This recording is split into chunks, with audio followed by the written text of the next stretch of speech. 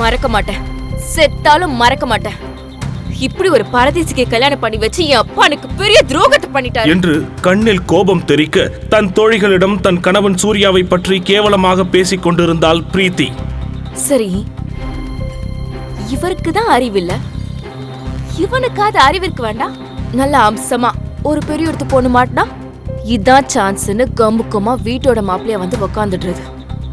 மானம் கெட்டவன். அந்த நேரத்தில் பிரீத்தியின் ஆண் நண்பன் ஒருவன், விடு பிரீத்தி, ஒரு ரேஞ்சுக்கெல்லாம் ஒரு ஆளே இல்லை. பிரீத்தியின் முடிவை எதிர்பார்க்காத சூர்யா சிலை போல் செய்வதறியாது அதிர்ச்சியில் நின்றான்.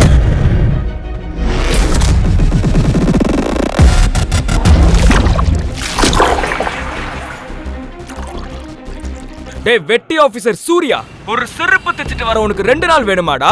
உன்னெல்லாம் எங்க அக்காக்கு கல்யாணம் பண்ணி வச்சான் பாரு எங்க அப்பன், அவன சொல்லணும்டா. அதை கேட்டு எரிச்சல் அடைந்த சூர்யா, இங்க பாரு சதீஷ், கொஞ்சம் பார்த்து பேச. எனக்கு இன்னைக்கு பர்த்டே, அதை கூட நிம்மதியா கொண்டாட விடாம நீ உங்க அம்மாவும் ஏன் என்ன பாடா படுத்துறீங்க? ஒரு வயசுக்கு மேல பர்த்டேங்கிறது கோடி கோடியா சம்பாரிச்சவனும் வாழ்க்கையில சாதிச்சவனும் கொண்டாடுறதுடா. நீ ஏன் எங்க வீட்டுல வெட்டியா ஓசி சோறு சாப்பிட்டுக்கிட்டு இருக்க? உனக்கு எதுக்குற அந்த பர்த்டே கொண்டாட்டம்? ஒழுங்கா போய் செருப்பு தைச்சிட்டு வா. சோத்துல இன்னைக்கு 2 துண்டு எக்ஸ்ட்ரா போட சொல்றேன். எலும்ப இல்ல 4 துண்டா போட சொல்லிட்டா போதுமா? பர்த்டே கிஃப்ட் ஒழுங்கா தச்சிட்டு வா என்று அசிங்கப்படுத்திவிட்டு சதீஷ் காலை கட் செய்ய சூர்யா தனது மாமியாரின் செருப்பை எடுத்து கோபத்தில் தூக்கி எறிய நினைத்தான். ஆனால் சுதாரித்துக் கொண்டான். என் காரத்தோட உனக்கு யார் உரிமை கொடுத்தது? அது அத்தை, பிரீத்தியை பேங்க் கூட்டிட்டு போயிட்டு வந்தேன். பிரீத்தி அவ என்னோட பொண்ணு இல்ல, அவளை உன்னோட பொண்டாட்டின்னு சொல்லு. அவளை கார்ல கூட்டிட்டு போகணும்னா சொந்தமா சம்பாதிச்சு செகண்ட் ஹேண்ட் கார் வாங்கி கூட்டிட்டு போ. அது சரி, உன்னை மதுரை பிச்சைக்காரனுக்கு செகண்ட் ஹேண்ட் இல்ல, 3rd ஹேண்ட் கார் வாங்குறது கூட கஷ்டம்தான். ஒன்னு பண்ணு, வாட்ச்மேன் கிட்ட இருந்து சைக்கிள் வாங்கி தரேன், அதுல உன் பொண்டாட்டிய கூட்டிட்டு போய் ஊர் சுத்தி காட்டு. Idiot. Oh my God. காரை ரோட்ல தான் ஓட்டிட்டு போனியா இல்ல சாக்கடையில ஓட்டிட்டு போனியா? மரியாதையா கிளீன் பண்ணு. உன் சட்டைய கழட்டி காரை தொடச்சு வை, புரிஞ்சுதா? பிரீத்தி, இவன் சூர்யா. இவனை தானே கோடீஸ்வரன் ரவிக்குமார் அவரோட ஒரே மகளுக்கு கல்யாணம் பண்ணி வச்சாரு. என்ன பிரீத்தி, சரிதானே? சூர்யா பிரீத்தியின் கணவன் என்று தெரிந்தவுடன் இன்பாவுக்கும் பிரதாப்பிற்கும் பிரீத்தியை காதலிக்கலாம், அவளுடன் சேர்ந்து சுற்றலாம் என்ற ஆசை மண்ணோடு மண்ணாகி போனது. பின்னர் இருவரும் சேர்ந்து சூர்யாவின் வறுமையை பற்றி கேலி செய்ய ஆரம்பித்தனர். நீ முதல்ல இங்க இருந்து வெளியே போ. செக்யூரிட்டி, முதல்ல அந்த குப்பையை தூக்கி வெளியே போடு. அதே நேரத்தில் பர்த்டே பாய் கௌதம் அந்த இடத்திற்கு வர திடீரென்று அவன் பார்வை சூர்யாவின் மேல் விழுந்தது. சூர்யா பார்ட்டிக்கு வந்ததை பார்த்து அதிர்ந்து போனான் கௌதம். சூர்யா சக்கரவர்த்தி சார், நீங்களா? இந்த ஏழையோட பர்த்டே பார்ட்டிக்கு நீங்க வந்திருக்கீங்களா? என்னால நம்பவே முடியல. நீங்க இங்க வந்ததுக்கு நான் ரொம்ப கொடுத்து வச்சிருக்கணும். இப்ப எனக்கு சவால் விட்டது யாரு? அண்ணா, நான் ஜோக் பண்ணேன். நீங்க என் முன்னாடி நிக்கிறீங்கன்னு எனக்கு தெரியாது. ப்ளீஸ் என்ன மன்னிச்சிருங்க. ஓ, நீங்க சும்மா காமெடிக்கு சொன்னீங்களா? சரி, ஓகே. நம்ம ஏன் காமெடியை கண்டினியூ பண்ணக்கூடாது? இந்த மகேஸ்வரனோட காமெடி எப்படி இருக்குன்னு நான் உங்களுக்கு காமிக்கிறேன். அண்ணா, எதுவா இருந்தாலும் பேசி தித்துக்கலாமே. என்னோட ஜோக் எப்படி இருக்கு? கராத்தேவில் பிளாக் பெல்ட் சாம்பியனான பிரதாப் தரையில் படுத்து தன் நெஞ்சை பிடித்துக் கொண்டு வலி தாங்க முடியாமல் கத்திக் கொண்டிருந்தான். இன்பாவிற்கும் அஸ்வினுக்கும் அவர்கள் கண்ணை அவர்களாலேயே நம்ப முடியவில்லை. இருவரும் தானாகவே வந்து மகேஸ்வரன் முன் மண்டியிட்டனர். அட சூர்யா சார், நீங்க எதுக்காக இதையெல்லாம் தூக்கிட்டு வரீங்க? என்னை கூப்பிட்டு இருந்தா நானே தூக்கிட்டு வந்திருப்பேனே. எக்ஸ்கியூஸ் மீ, நீங்க யாரோன்னு தப்பா நினைச்சு பேசிட்டு இருக்கீங்க. இவன் எங்க வேலைக்காரன், எங்க கூட தான் வந்தான். இல்ல மேடம், நான் தப்பான ஆள் கூட பேசல, கரெக்டான ஆள் கூட தான் பேசிக்கிட்டு இருக்கேன். எங்க ஹோட்டல் குரூப்ஸ் இந்த நிலையை அடையிறதுக்கு சூர்யா சார் போட்ட பிச்சை தான் காரணம்.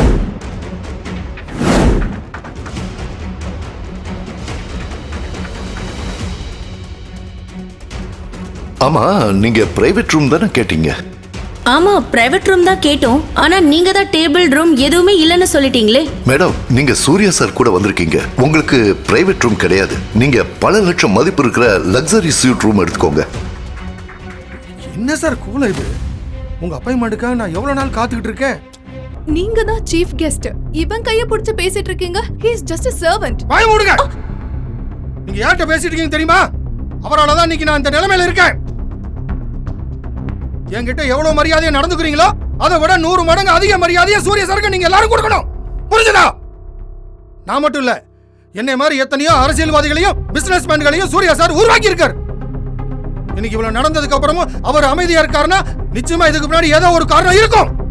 புரிஞ்சுதா? என்ன ஏன் நடக்குது இங்க? அதான் சார் எனக்கு ஒன்றும் புரியல. சூர்யா சார், சார் வாங்க சார், நம்ம வீட்டுக்கு போலாம். அட வாங்க சார்.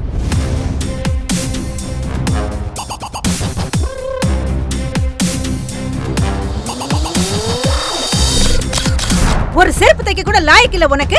இந்த செருப்போட வேல்யூ என்னன்னு தெரியுமா உனக்கு? ஏன் தப்புதான். 1.5 லட்சம் ரூபாய் லூயி விட்டான போய் உன்கிட்ட கொடுத்தேன் பாரு. ஏன் புத்திய செருப்பால அடிச்சுக்கணும். ஷோரூம்க்கு எடுத்துட்டு போடான்னு சொன்னா ஏதோ தெருமுன கடையில போய் தைச்சிட்டு வந்திருக்கிற நீ. அறிவில்ல உனக்கு? இத போட்டுக்கிட்டு எப்படிடா நாளைக்கு நான் ஃபங்க்ஷனுக்கு போவேன் என்று தன் கையில் இருந்து செருப்பை தூக்கி தன் மருமகன் சூர்யாவின் முகத்தில் அடித்து கத்திக் கொண்டிருந்தார் மாமியார் வனிதா. மன்னிச்சிருங்க அத்தை, ஏதோ தெரியாம பண்ணிட்டேன். நான் உடனே சரி பண்ணி எடுத்துட்டு வந்துடுறேன். கிழிச்ச போ, எல்லாருக்கும் ஜூஸ் எடுத்துட்டு வா. சூர்யாவிற்கு நடந்த அநியாயத்தை தூரத்தில் இருந்து பார்த்து கொண்டிருந்த அந்த வீட்டின் வேலைக்காரி கமலம், அதுங்கள பாரு, சின்ன பொண்ணுங்க மாதிரி மினிக்கிட்டு தெரியுதுங்க. நம்மள மாதிரி உழைச்ச காசுல சாப்பிட்டா மத்தவங்கள மதிக்க தெரியும், புருஷன் காசுல சாப்பிட்டா எப்படி தெரியும்? நீ இந்த வீட்டு மருமவன் அப்படியா நடத்துறாங்க? இந்த மாதிரி எல்லாம் கஷ்டப்படணும்னு தலையெழுத்தா கண்ணு? இதெல்லாம் உன் பெத்தவங்க பார்த்தா எவ்வளவு மனசு கஷ்டப்படுவாங்க தெரியுமா? அவங்க தான் இங்க இல்லை. விடுங்கக்கா, என் மாமனார் கேட்டாருந்தா இந்த கல்யாணத்துக்கே நான் ஒத்துக்கிட்டேன். பிரீத்திக்கு என்ன பிடிக்கலன்னு தெரிஞ்சிருந்தா நான் சம்மதிச்சிருக்கவே மாட்டேன் என்று உடைந்த குரலில் வருத்தத்தோடு சொல்லி முடித்தான் சூர்யா. விடுங்க தம்பி, எல்லாம் மாறிடும். அதான் அந்த ஜோசியக்கார் சொன்னார்ல, நாளையில இருந்து உன் வாழ்க்கையே மாறப்போகுதுன்னு. உன் ஜாதகம் ராஜ ஜாதகம். சூர்யாவை உற்சாகப்படுத்தும் விதமாக கமலம் கூற, இதெல்லாம் கேட்க நல்லாதான்க்கா இருக்கும். நம்புங்க தம்பி, நடக்கும்.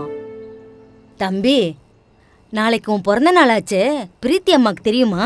கமலம் அப்பாவியாக இந்த கேள்வியை கேட்க, பிறந்த நாளா? எங்க கல்யாண நாளே அவ மறந்துருப்பா. மறக்க மாட்டேன், செத்தாலும் மறக்க மாட்டேன். இப்படி ஒரு பரதேசிக்கு கல்யாணம் பண்ணி வச்சு என் அப்பா எனக்கு பெரிய துரோகத்தை பண்ணிட்டாரு என்று கண்ணில் கோபம் தெறிக்க தன் தோழிகளிடம் தன் கணவன் சூர்யாவை பற்றி கேவலமாக பேசிக் கொண்டிருந்தாள் பிரீத்தி. சரி, இவருக்கு தான் அறிவில்ல, இவனுக்காவது அறிவிற்கு வேண்டாம். நல்ல அம்சமா ஒரு பெரிய இடத்து பொண்ணு மாட்டினா இதான் சான்ஸ்னு கம்புக்கமா வீட்டோட மாப்பிளைய வந்து உக்காந்துடுறது. மானம் கெட்டவன். அந்த நேரத்தில் பிரீத்தியின் ஆண் நண்பன் ஒருவன், விடு பிரீத்தி, ஒரு ரேஞ்சுக்கெல்லாம் ஒரு ஆளே இல்லை. பிரீத்தியின் முடிவை எதிர்பார்க்காத சூர்யா சிலை போல் செய்வதறியாது அதிர்ச்சியில் நின்றான்.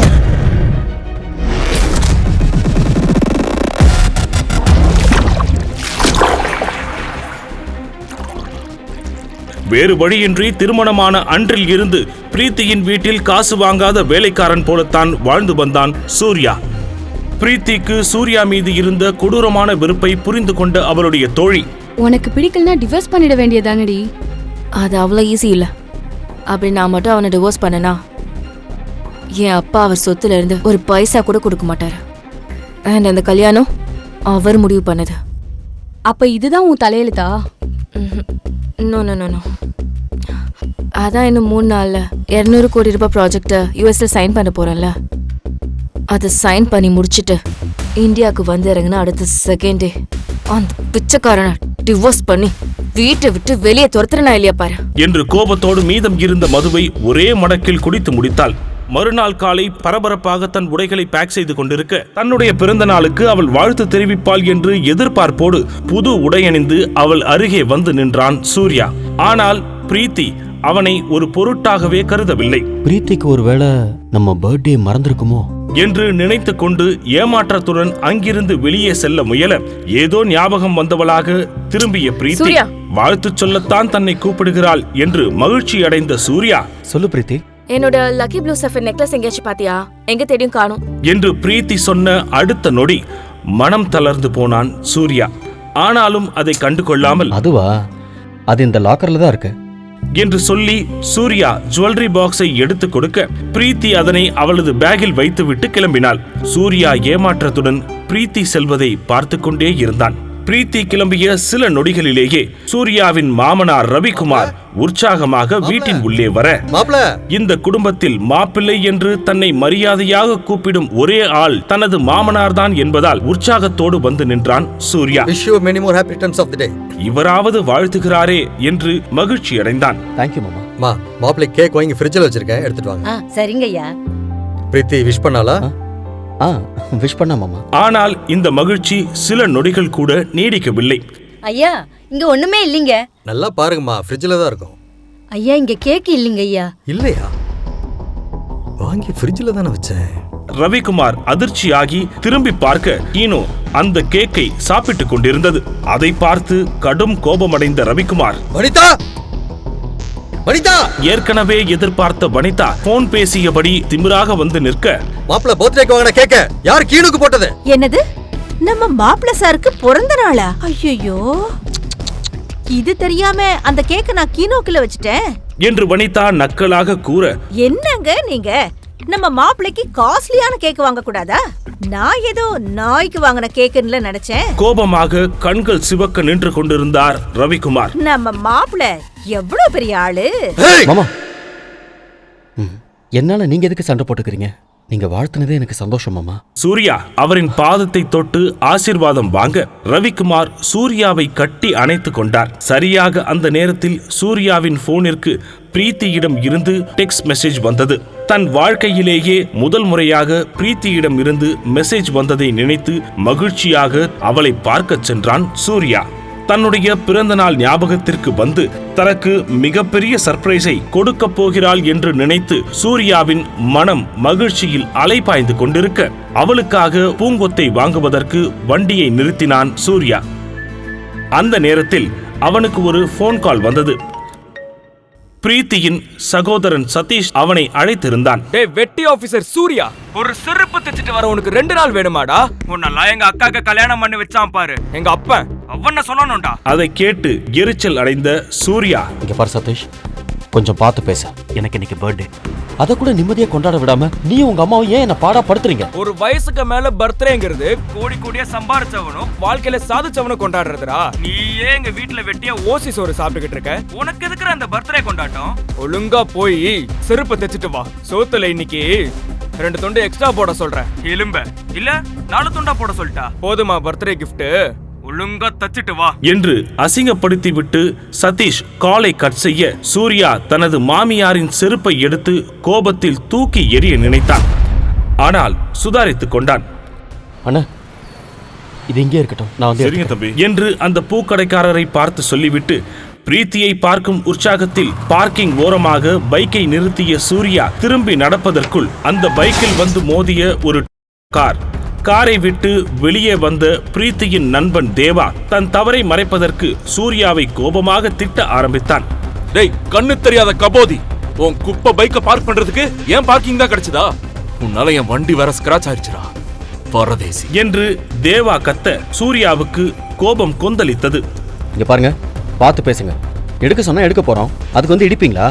ஆக்சுவலா இங்க கோவப்பட வேண்டியது நானு என்று சொன்ன சூர்யாவை மேலும் கீழும் கேவலமாக பார்த்த தேவா, கோவப்பட்டுதான் பாரு, பார்க்க பரதேசி மாதிரி இருக்க. உன்னால எவன்டா உள்ள விட்டது? இன்னொரு வாட்டி நான் இந்த இடத்துல உன்னை பார்க்க கூடாது, புரியுதா?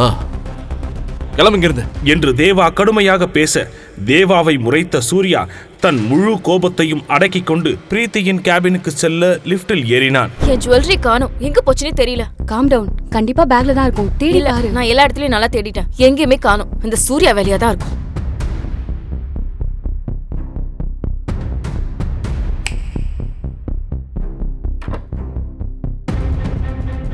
சூர்யா, ஒழுங்கு மரியாதையா ஜுவல்லரி பாக்ஸ்ல இருந்த செயின் எங்கன்னு சொல்லிடு. தெரியாதுன்னு மட்டும் சொல்லிடாத. பிரீத்தி கூறியதை கேட்டு சூர்யாவின் முகம் மாற, ஏய், இந்த நடிப்பெல்லாம் வீட்ல வச்சுக்கோ. செயின் வேணும்னு சொன்னப்போ அடுத்த செகண்ட் லாக்கர்ல இருந்து நீதான் எடுத்து கொடுத்த.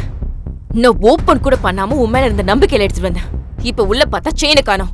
நீதான் எடுத்துக்கணும், மரியாதை கொடுத்துரு.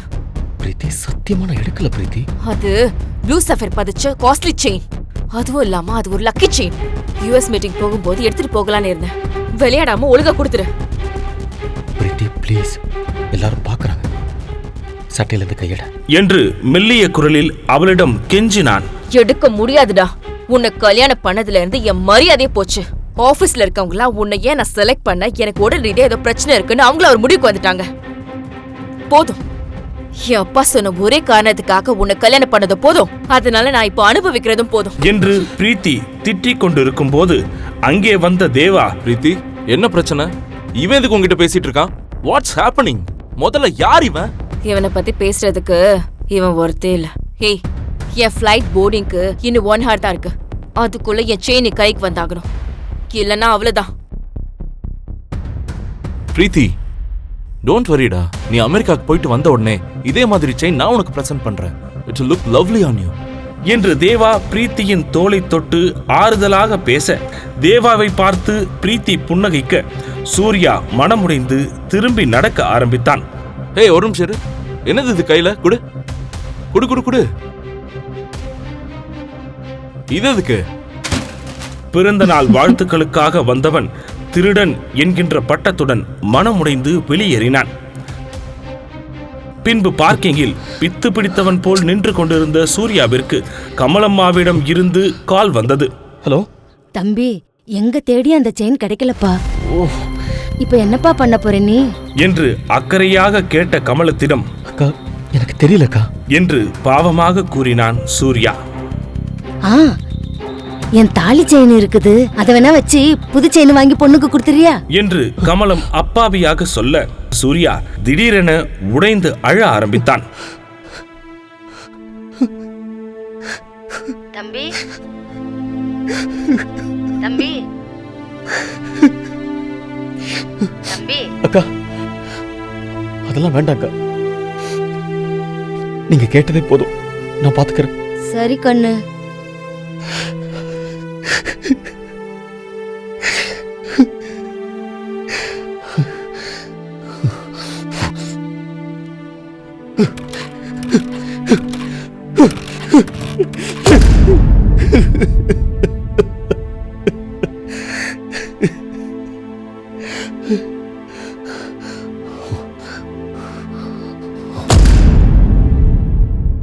பிரீத்தி கோபமாக சேரில் உட்கார்ந்து இருக்க, அவளை சுற்றி அவளுடைய தோழிகளும் தேவாவும் நின்று கொண்டிருந்தார்கள். தேவா பிரீத்தியை சமாதானம் செய்து கொண்டிருந்தான். அடம் பிடிக்காத பிரீத்தி, செக்கினுக்கு இன்னும் 1/2 மணி நேரம் கூட இல்ல. அந்த ஃப்ராடு இந்நேரம் அந்த செயினை வித்திருப்பான். ஆமாம் பிரீத்தி, சொன்னா கேளு. நமக்கு செயினை விட அமெரிக்கன் டீல் தான் பெருசு. அதுக்கப்புறம் வந்து கூட நம்ம அவன் மேல கம்ப்ளைண்ட் கொடுத்துக்கலாம். டைம் ஆச்சு பிரீத்தி, கிளம்பு என்று மூவரும் சமாதானம் செய்த பிறகு அரை மனதோடு சூட்கேஸை எடுத்துக்கொண்டு கிளம்பினாள் பிரீத்தி.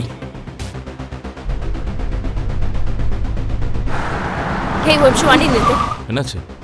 இவன் வண்டியை பார்த்தாலே எனக்கு இரிட்டேட்டிங்கா இருக்கு என்று கூறிவிட்டு தேவாவை பார்த்த பிரீத்தி, அடிச்சு நொறுக்குடா என்று கோபமாக சொல்ல, தேவா மிகவும் வேகமாக தன் முன்னால் நின்று சூர்யாவின் பைக்கை இடித்து தள்ளினான். திடீரென அந்த காரை வழிமறித்து ஒரு ஆட்டோ நிற்க சடன் பிரேக் போட்டு காரை நிறுத்தினான் தேவா.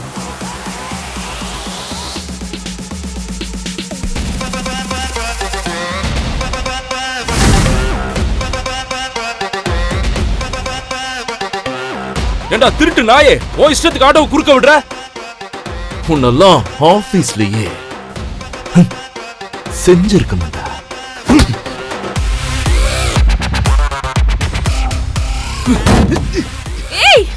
நீ என்ன செஞ்சிருவியா?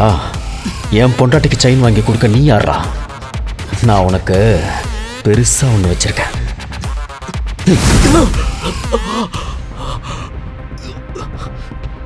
பாத்தியா பிரீத்தி? நீ செயினை திருடிட்டு அவனை தப்பா பேசுறியா?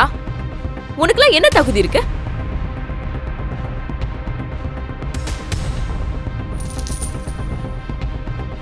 பாத்தியா பிரீத்தி, இந்த ஃப்ராட் தான் செயினை திருடி வச்சிருக்கான்.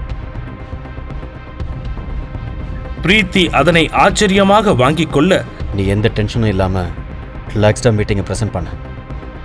All the best. இந்த இத்து போனவங்க கிட்ட எல்லாம் பேசி டைம் வேஸ்ட் பண்ணாத பிரீத்தி. ஃப்ளைட்டுக்கு டைம் ஆச்சு.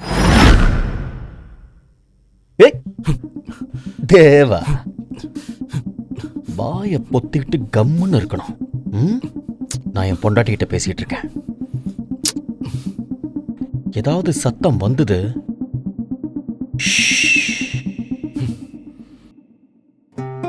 நீ எதுக்கும் கவலைப்படாத பிரீத்தி. நீ இன்னைக்கு கண்டிப்பா யூஎஸ் போவ. பத்திரமா போயிட்டு வா. Don't worry. Bye.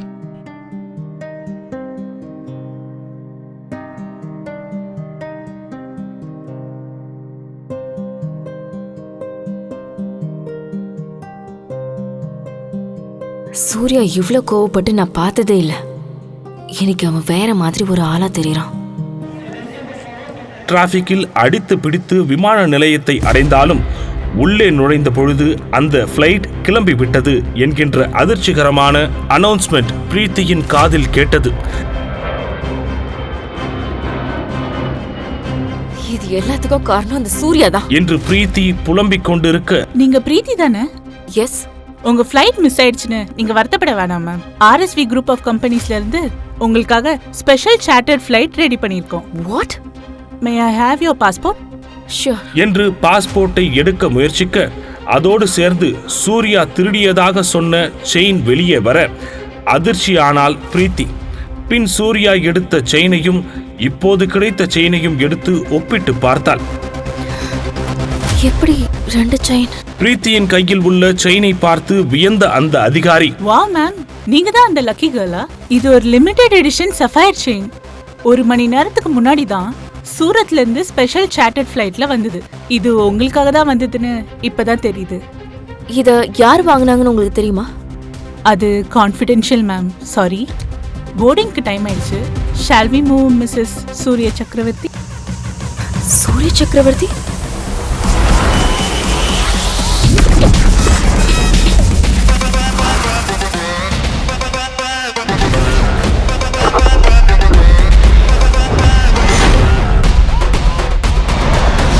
Happy birthday, sir. Welcome to the new league.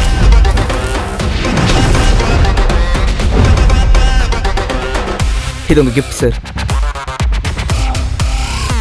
Sir, please.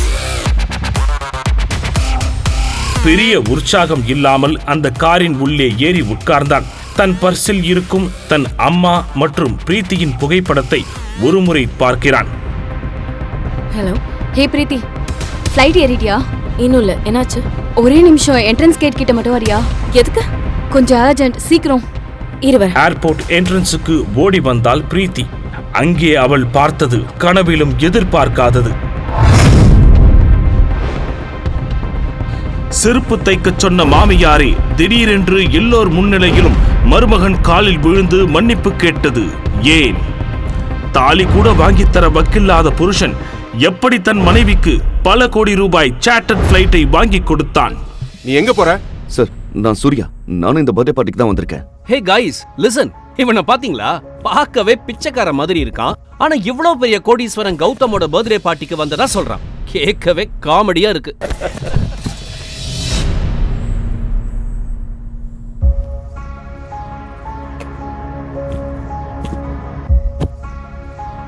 Preethi baby, வா நம்ம வீட்டுக்கு போலாம். பேபி, பிரீத்தி, உனக்கு இந்த பிச்சைக்காரன் யாருன்னு தெரியுமா? சச்ச, யார் இவன்? எனக்கு யாருனே தெரியாது. Who the hell are you? பிரீத்தி கூறியதை கேட்டு அதிர்ச்சி அடைந்தான் சூர்யா.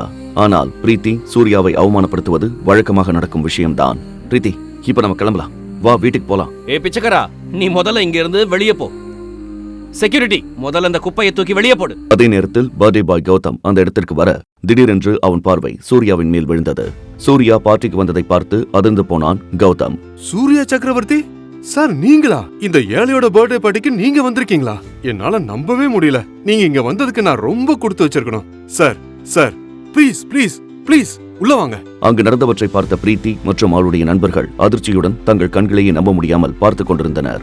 ஆனால் சூர்யா எதுவும் சொல்லாமல் சிறிது நேரத்தில் அங்கிருந்து வெளியேறினான். வெளியே சென்றவன் பிரீத்திக்காக நீண்ட நேரம் காத்திருந்தான். பார்ட்டி முடிந்தவுடன் பிரீத்தி போதையில் தள்ளாடியவாறு வெளியே வந்தாள்.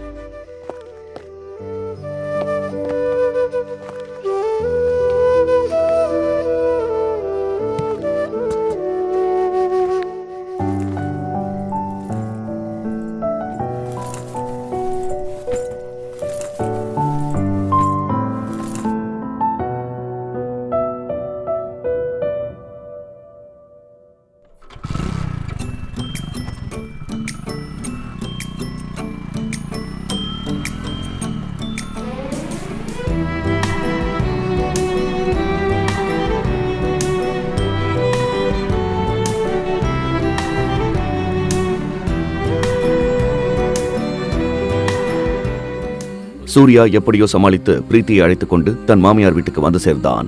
சூர்யா தன் மாமியார் வீட்டில் ஒரு வேலைக்காரனாகவே வாழ்ந்து வந்தான். அங்கு வேலைக்காரர்கள் முதல் அனைவரும் அவனை கேலி செய்வதையே வாடிக்கையாக கொண்டிருந்தார்கள். வீட்டுக்கு வந்து சேர்ந்தவுடன் பிரீத்தியின் பெரியப்பா மகன் சதீஷ் கதவை திறந்தான். நீ எல்லாம் ஒரு ஆம்பளை, இப்படி கேவலமா வாழ்றதுக்கு எங்கேயாவது போய் சாகலாம். சூர்யா எதுவும் சொல்லாமல் அமைதியாகவே உள்ளே சென்றான். பிரீத்தியின் தங்கையும் அங்குதான் தங்கியிருந்தாள். சூர்யாவிற்கு தினமும் இது போன்ற வார்த்தைகளை கேட்டு கேட்டு பழகி போய்விட்டது. சூர்யா பிரீத்தியின் மேல் வைத்திருந்த உண்மையான காதலுக்காக இவை அனைத்தையும் பொறுத்துக் கொண்டான்.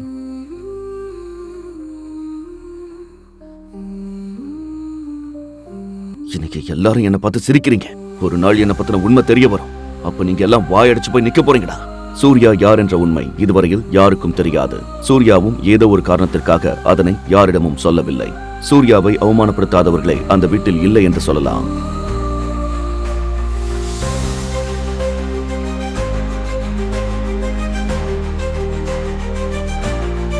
அவனது மாமியார் வனிதாவோ சூர்யாவையும் பிரீத்தியையும் எப்படியாவது பிரித்துவிட வேண்டும் என்று பல சதி வேலைகளை செய்து கொண்டே இருந்தாள்.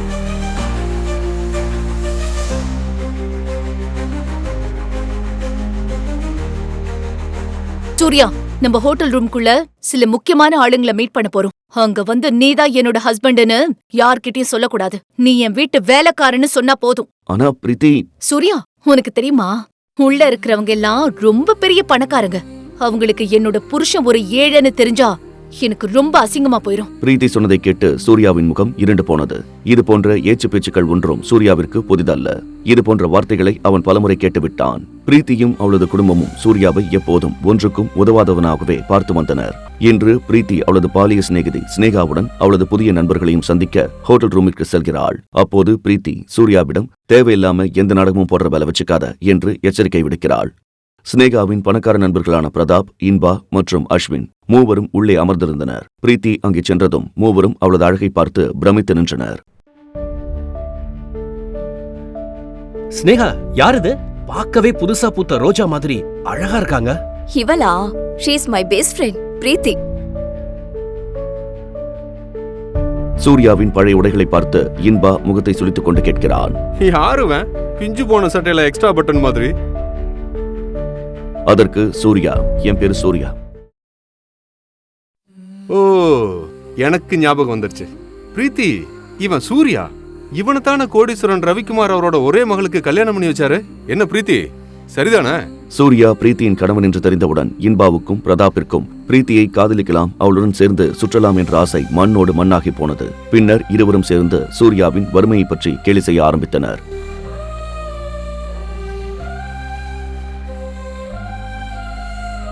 ஆமா சூர்யா பிரதர், நீங்க ஏதோ பேங்க்ல ஒர்க் பண்றீங்கன்னு கேள்விப்பட்டேன். உங்களோட சேலரி எவ்வளவுன்னு தெரிஞ்சுக்கலாமா? மூவரும் சேர்ந்து வேண்டுமென்றே சூர்யாவை கேவலப்படுத்திக் கொண்டிருந்தனர். என்னோட சேலரி 12,000 ரூபாய். எவ்வளோ சார்? 12,000 ரூபாய். சம்டைம்ஸ் போனஸ் வரும்போது 15,000 கிடைக்கும். ஆமாமா, இது ரொம்ப நல்ல சம்பளம் தான். இது என்னோட நகைக்கடை அக்கௌண்டோட பாதி சம்பளம். ஆனா இந்த காலத்துல இது ரொம்ப பெரிய விஷயம் தான். இன்பா ப்ரோ, உங்க கடையில ஏதாவது ஆள் தேவைப்பட்டா நீங்க ஏன் சூர்யாவை வேலைக்கு எடுத்துக்க கூடாது? பார்க்க ரொம்ப நல்லவரா தெரியறாரு. அப்புறம் நீங்க எதுவும் கம்ப்ளைண்ட் பண்ற அளவுக்கு வச்சுக்க மாட்டாருன்னு நினைக்கிறேன். ஆமா, கண்டிப்பா பிரதாப் ப்ரோ, நான் அவரை தாராளமா வேலைக்கு எடுத்துக்கிறேன். பிரீத்திக்காக ஒரு 20-25,000 ரூபாய் சேலரி கொடுக்கலாம். என்ன சூர்யா, உங்களுக்கு ஓகேனா நீங்க நாளைக்கே வந்து வேலையில ஜாயின் பண்ணிக்கலாம். இவர்கள் யார் சூர்யாவிற்கு வேலை கொடுப்பதற்கு? சூர்யா நினைத்தால் இவர்கள் மூவரையும் சேர்த்து விலைக்கு வாங்க முடியும். சூர்யா சக்கரவர்த்தி குடும்பத்தின் ஒரே வாரிசு என்று யாருக்கும் தெரியாது. ஏன் பிரீத்திக்கும் அவளது குடும்பத்தினருக்கும் கூட சூர்யாவின் பின்புலம் பற்றி தெரியாது. சூர்யாவிற்கு தான் கோடீஸ்வரன் என்று சொல்லிதான் இவர்களிடம் தன்னை நிரூபிக்க வேண்டும் என்ற அவசியமும் இல்லை. அதனால்தான் எப்படிப்பட்ட கஷ்டமான சூழ்நிலையையும் அமைதியாக கடந்து செல்கிறான். தேங்க்யூ மிஸ்டர் இன்பா, உண்மையாவே இது ரொம்ப நல்ல ஆஃபர் தான். நீங்க எனக்கு இவ்வளவு தூரம் ஹெல்ப் பண்ணணும்னு நினைச்சதுக்கு ரொம்ப தேங்க்ஸ். உண்மையை சொல்ல போனா எனக்கு ஜுவல்லரி பத்தி எதுவுமே தெரியாது. அது மட்டும் இல்லாம எனக்கு இப்ப கிடைக்கிற சம்பளமே போதும். பிரீத்திக்கு ஸ்னேகாவின் பணக்கார நண்பர்கள் தேவையில்லாமல் பேசிக் கொண்டிருந்தது எரிச்சலை உண்டாக்கியது. அங்கு நிற்க விருப்பம் இல்லாமல் வெளியே சென்று விடுகிறாள். அங்கே பிரீத்திக்கு எதிரே வந்த நபரின் மீது சகித்துக் கொள்ள முடியாத அளவு மதுவாடை வீசியது. இப்போது பிரீத்தி எதை பற்றியும் யோசிக்காமல் ராக்கியின் கன்னத்தில் ஓங்கி அறைந்து விடுகிறாள். என்ன அடிச்சிட்டல்ல, இப்போ உன்னை என்ன பண்ண போறேன் பாரு. பிரீத்தி பதற்றத்தில் கண்களை இறுக்கமாக மூடிக்கொண்டாள். இந்நேரம் பாட்டில் தன் தலையில் இறங்கி இருக்கும் என்று எதிர்பார்த்தவள் திடீரென்று கண்களை திறந்து பார்க்க ஒரு கை அடிக்க வந்த கையை தடுத்து நிறுத்தி இருந்தது. நீ குடிச்சிருக்கியா? நீ உருப்படியா வெளியில போகணும்னு நினைச்சனா மரியாதையா என் ஒய்ஃப் கிட்ட தப்பா நடந்துக்கிட்டதுக்காக சாரி கேட்டுட்டு வெளியில போயிரு. என் மேல கைய வச்சு நீ பெரிய தப்பு பண்ணிட்ட. இப்போ இந்த குடிகாரனால என்ன பண்ண முடியும்னு உனக்கு காட்டுறேன். பிரீத்தி முதல் முறையாக சூர்யா இவ்வளவு தைரியமாக அவனை எதிர்ப்பதைக் கண்டு ஆச்சரியத்தில் உறைந்தாள். அவளால் அவள் கண்களையே நம்ப முடியவில்லை.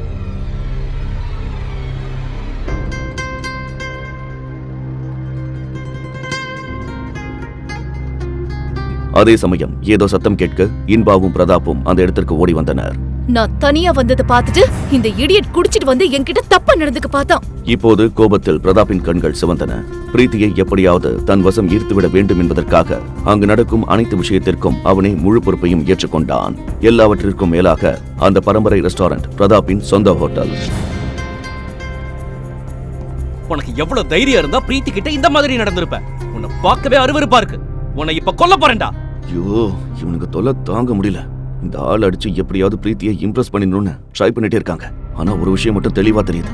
இவனை பார்த்தா சாதாரண குடிகாரன மாதிரி தெரியல. பிரதாப்பும் இன்பாவும் அவனை அடிப்பதை நிறுத்தப் போவதாக தெரியவில்லை. அதனால் சூர்யா அவர்கள் அடிப்பதை தடுக்க முயற்சி செய்தான். போது நிறுத்துங்க. அவன் பண்ண தப்புக்கு அவன் தண்டனை அனுபவிச்சுட்டான். இதுக்கு மேல அடிச்சீங்கன்னா கண்டிப்பா அவன் செத்துருவான். சூர்யா, உனக்கு பயமா இருந்துச்சுன்னா தள்ளி போய் ஓரமா நின்னுக்கோ. அவன் செத்தாலும் எனக்கு கவலை இல்ல. நான் தான் இந்த ஹோட்டலோட ஓனர். அதனால இதை எப்படி ஈஸியா சால்வ் பண்ணணும்னு எனக்கு தெரியும். இந்த சூர்யா சரியான கோடையா இருப்பான் போல இருக்கு. பிரீத்திக்கு சூர்யாவை பார்க்க பார்க்க எரிச்சலாக வந்தது. பிரீத்தி பிரதாப்பையும் இன்பாவையும் பார்த்து, போதும், அவனை விட்டுருங்க. என்ன சூர்யா ப்ரோ, இதுக்கெல்லாம் போய் பயந்துக்கிறீங்க? நீங்க கொஞ்ச நாள் என் கூட இருந்தீங்கன்னா எங்களை மாதிரியே தைரியமான ஆளா மாறிடுவீங்க. அஸ்வின் சூர்யாவை கிண்டல் செய்கிறான் என்பது அவனுக்கு தெளிவாக தெரிந்தது. இருந்தாலும் சூர்யா அவர்களை எதுவும் சொல்லவில்லை. அதே சமயம் சில ரவுடிகள் உள்ளே நுழைந்தனர். அதனை பார்த்த பிரதாப், இவ்வளவு அடி வாங்கியும் திரும்ப வந்திருக்கான்னா இவங்களுக்கு இன்னும் நிறைய பாடம் கத்து கொடுக்க வேண்டியிருக்கு. வெயிட் பண்ணுங்க, இவங்களை கொஞ்சம் கவனிச்சிட்டு வந்துடுறேன். பிரதாப் ஒன்றும் சாதாரண ஃபைட்டர் இல்லை. அவன் கராத்தேவில் பிளாக் பெல்ட் சாம்பியன்.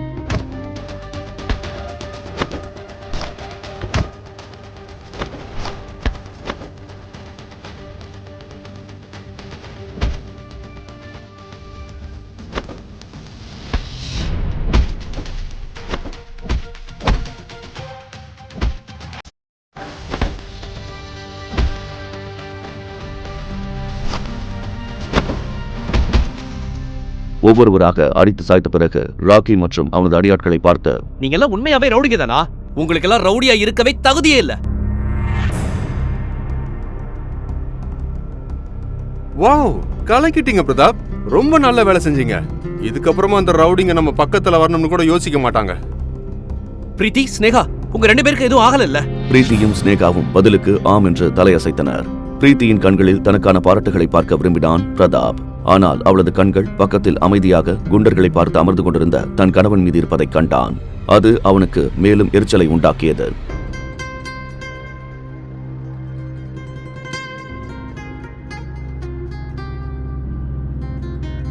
இந்த தடியன்களை என்ன செய்யலாம்? யாரையாவது வர சொல்லி உங்களை புதைச்சிடலாமா? வேணாம் ப்ரோ, இவங்களை என்னோட வேலைக்காரங்க பாத்துக்குவாங்க. நீங்க ரெண்டு பேரும் வாங்க போலாம். இன்பாவிற்கு எதையும் செய்ய துணிச்சல் இல்லை என்பதால் தன்னை மிகைப்படுத்தி காட்டவே முயற்சி செய்து கொண்டிருந்தான்.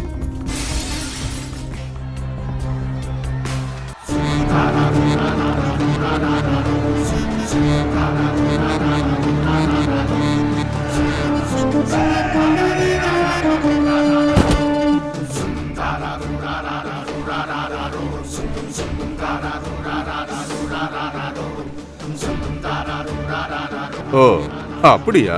நீங்க ரொம்ப தைரியசாலினா கொஞ்சம் என்கிட்டயே உங்க தைரியத்தை காமிக்க பார்க்கலாம். ஆமா, உங்களை பார்த்து பயப்படணும்னு எனக்கு எந்த அவசியமும் இல்ல. நீங்க எல்லாம் எனக்கு சும்மா பொம்மை மாதிரி. பிரதாப் இதை சொல்லி முடித்துவிட்டு சொன்னவர் யார் என பார்க்க மகேஸ்வரன் நின்று கொண்டிருப்பதை பார்த்துவிட்டு பயத்துடன், மகேஷனா? எதிரே இருந்தவனை பார்த்ததும் பிரதாப் வாயடித்து போனான். ஏனென்றால் எதிரே நின்றவன் சாதாரண முரடர் அல்ல, அவன் கொடூரமானவன். அவன்தான் மகேஸ்வரன். அவன் கண்களில் ஒருவித ஒளி தெரிந்தது. அதை பார்த்ததும் பிரதாப்பையும் மற்ற அனைவரையும் நோக்கி மரணம் நெருங்குவது போல் தோன்றியது. அந்த மூவரின் கோடீஸ்வர குடும்பங்களும் ஒவ்வொரு மாதமும் பயத்தில் மகேஸ்வரனுக்கு பாதுகாப்பு கட்டணத்தை அனுப்பி வந்தனர். இன்று அதே மகேஸ்வரனிடம் பம்பை விலைக்கு வாங்கி வைத்திருந்தனர். இப்ப எனக்கு சவால் விட்டது யாரு? அண்ணா, நான் ஜோக் பண்ண. நீங்க என் முன்னாடி நிக்கிறீங்கன்னு எனக்கு தெரியாது. ப்ளீஸ் என்ன மன்னிச்சிருங்க. ஓ, நீங்க சும்மா காமெடிக்கு சொன்னீங்களா? சரி, ஓகே. நம்ம ஏன் காமெடியை கண்டினியூ பண்ணக்கூடாது? இந்த மகேஸ்வரனோட காமெடி எப்படி இருக்குன்னு நான் உங்களுக்கு காமிக்கிறேன். அண்ணா, எதுவா இருந்தாலும் பேசி தித்துக்கலாமே. என்னோட ஜோக் எப்படி இருக்கு? கராத்தேவில் பிளாக் பெல்ட் சாம்பியனான பிரதாப் தரையில் படுத்து தன் நெஞ்சை பிடித்துக் கொண்டு வலி தாங்க முடியாமல் கத்திக் கொண்டிருந்தான். இன்பாவிற்கும் அஸ்வினுக்கும் அவர்கள் கண்ணை அவர்களாலேயே நம்ப முடியவில்லை. இருவரும் தானாகவே வந்து மகேஸ்வரன் முன் மண்டியிட்டனர்.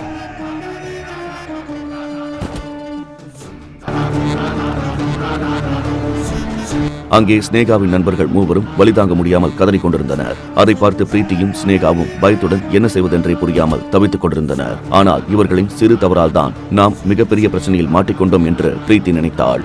ஆனால் மகேஸ்வரனோ அங்கு நடப்பதை பார்த்து ரசித்துக் கொண்டிருந்தான். அந்த மொட்டத்தில் என பார்க்கும் போதே எனக்கு அவன் சாதாரண குடிகாரன் இல்லைன்னு சந்தேகமா தான் இருந்துச்சு. ஆனா மகேஸ்வரன் அவனுக்கு பின்னாடி இருப்பான்னு நான் கொஞ்சம் கூட எதிர்பார்க்கல.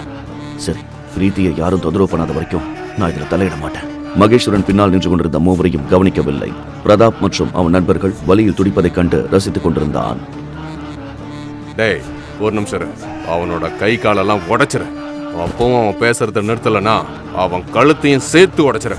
ஒருவேளை அவன் செத்துட்டான்னா அவங்க அப்பனுக்கு ஏன் சார்பா 2 கோடி ரூபாயை கொண்டு போய் கொடுத்துரு.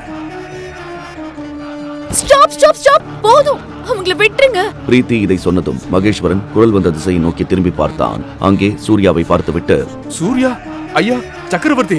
அவன் கண்கள் விரிந்தன. அவனால் தன் கண்களையே நம்ப முடியவில்லை.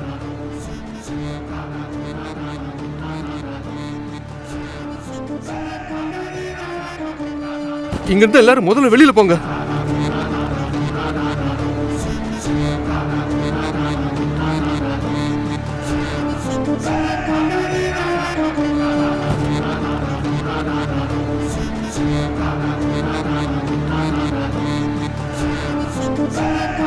மகேஸ்வரனின் ரியாக்ஷனை பார்த்து சுற்றியிருந்த அனைவரும் சூர்யாவை பார்த்ததும் ஏன் திடீரென்று இவ்வளவு பெரிய ரவுடி மகேஸ்வரன் இப்படி நடந்து கொள்கிறார் என்று அதிர்ச்சி அடைந்தனர். மகேஸ்வரன் தன் ரவுடி ஆட்களுடன் அங்கிருந்து ஓட ஆரம்பித்தான். மகேஸ்வரனும் சூர்யாவும் இதற்கு முன் எங்காவது சந்தித்திருக்கிறார்களா? சூர்யா உண்மையிலேயே கோடீஸ்வரன் தானா?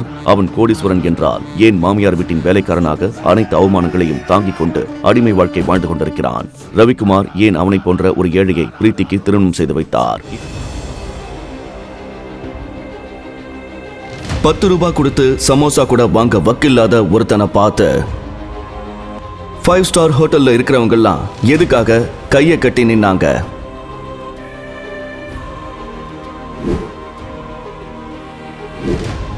நாட்டிலேயே பெரிய கோடீஸ்வரன் எதுக்காக தன்னோட மகளை ஒண்ணுமே இல்லாத அனாதைக்கு கல்யாணம் பண்ணி வச்சாரு? இந்தியாவிலேயே அதிக மக்களால் விரும்பி கேட்கப்படுகிற பாஸ் ஷோவை நாம இப்போ இலவசமா கேட்கலாம். வாங்க. டேய் சூர்யா, என் காரத்தோட உனக்கு யார் உரிமை கொடுத்தது? அது அத்தை, பிரீத்தியை பேங்க் கூட்டிட்டு போயிட்டு வந்தேன். பிரீத்தி அவ என்னோட பொண்ணு இல்ல, அவளை உன்னோட பொண்டாட்டின்னு சொல்லு. அவளை கார்ல கூட்டிட்டு போகணும்னா சொந்தமா சம்பாதிச்சு செகண்ட் ஹேண்ட் கார் வாங்கி கூட்டிட்டு போ. அது சரி, உன்னை மதுரை பிச்சைக்காரனுக்கு செகண்ட் ஹேண்ட் இல்ல, 3rd ஹேண்ட் கார் வாங்குறது கூட கஷ்டம். ஒன்னு பண்ணு, வாட்ச்மேன் கிட்ட இருந்து சைக்கிள் வாங்கி தரேன். அதுல உன் பொண்டாட்டியை கூட்டிட்டு போய் ஊர் சுத்திக்காட்டு. இடியட். ஓ மை காட், காரை ரோட்ல தான் ஓட்டிட்டு போனியா இல்ல சாக்கடையில ஓட்டிட்டு போனியா? மரியாதையா கிளீன் பண்ணு. உன் சட்டையை கழட்டி காரை தொடச்சு வை, புரிஞ்சுதா?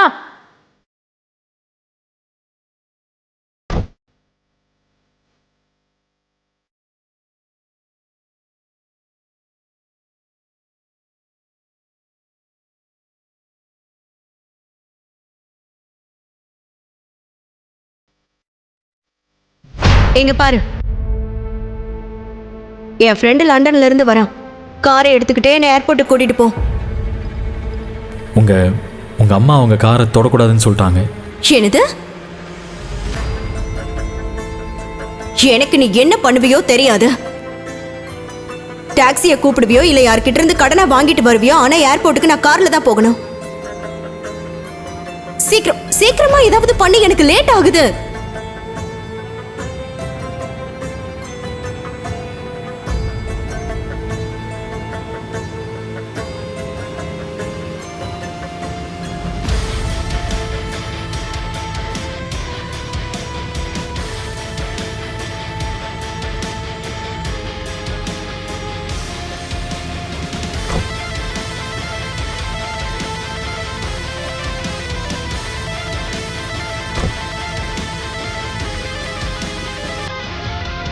2704. அப்புறம் பிரீத்தி, யார் உன்னோட அந்த ஃப்ரெண்டு? ஸ்னேகா தான். என்னது, அந்த பைத்தியக்காரியா? அவளா வரா? அவ எதுக்கா இங்க வரா? என்ன என்ன சொன்ன? பைத்தியக்காரியா? அவ என்னோட பெஸ்ட் ஃப்ரெண்ட். 3 வருஷம் கழிச்சு திரும்ப வரா. சீக்கிரமா போ, நான் அவளை பார்க்க ரொம்ப ஆர்வமா இருக்கேன். ஊட்டியிலேயே மிகப்பெரிய பணக்கார RSP group of company owner Surya. அவனோட மாமியார் தவிர்த்து இன்னொரு பொண்ணு பேரை கேட்டதும் இவ்ளோ பயந்து நடுங்குறானா அது ஸ்னேகா தான். ஸ்னேகாவும் பிரீத்தியும் சின்ன வயசுல இருந்தே பெஸ்ட் ஃப்ரெண்ட்ஸ். 3 வருஷத்துக்கு முன்னால ஸ்னேகா சூர்யாவுக்கும் பிரீத்திக்கும் நடந்த கல்யாணத்தை தடுத்து நிறுத்தி பிரீத்திய சூர்யா கிட்ட இருந்து பிரிக்க ட்ரை பண்ணா. சூர்யாவுக்கு ஸ்னேகா பேரை கேட்டதும் நினைவுக்கு வந்தது அவனோட ஃபர்ஸ்ட் நைட் தான். பிரீத்தியோட அப்பா ராஜசேகர் சூர்யா பிரீத்தி ஃபர்ஸ்ட் நைட்காக வீடு முழுவதும் ரோஜா பூக்களால அலங்கரிச்சிருந்தாரு. பிரீத்தியோட ரூம் ரோஜா பூ தோரணங்களாலும் நறுமணம் வீசும் மெழுகுவத்திகளாலும் அரண்மனை அந்தப்புறம் மாதிரி இருந்தது. ஆனா சூர்யாவுக்கு அந்த முதலிரவு நடக்கிறதுல எந்த விருப்பமும் இல்ல. அவ அன்னைக்கு நைட் பிரீத்தி கிட்ட ஒரு விஷயம் சொல்ல காத்துக்கிட்டு இருந்தான். வீட்ல எல்லாரும் தூங்கிட்ட பிறகு பிரீத்தி ரூம்க்கு வந்த ஸ்னேகா அங்க அழகா அலங்கரிச்சு வச்ச எல்லாத்தையும் புடுங்கி போட்டு அந்த அறையவே நாசம் பண்ணிட்டா. இவ்வளவும் பண்ண ஸ்னேகா சூர்யா கிட்ட வந்து அவனை மிரட்டவும் செஞ்சா. கல்யாணம் ஆனதை காரணமா வச்சுக்கிட்டு பிரீத்தி கிட்ட ஏதாவது நெருங்கி பழக நினைச்சா எல்லாரும் முன்னாலையும் அசிங்கப்படுத்தி போட்டுக்க கூட துணி இல்லாம ரோட்ல ஓட விட்டுருவனும் சூர்யாவை வாழவே விட மாட்டனும் மிரட்டிட்டு போனா. உனக்கெல்லாம் பிரீத்தி கூட கல்யாணம் ஆனதே பெரிய விஷயம், இதுல ஃபர்ஸ்ட் நைட் வேற கேக்குதான்னு கேவலப்படுத்திட்டு போனா. ஸ்னேகா அன்னைக்கு பைத்தியக்காரத்தனமா பண்ண எல்லாம் சூர்யாவுக்கு நினைவில் அப்படியே இருக்கு. அன்னைக்கு மட்டும் இல்ல, அதுக்கப்புறம் ஒவ்வொரு நாளும் ஸ்னேகா சூர்யாவை கொடுமைப்படுத்திக்கிட்டே இருந்தா.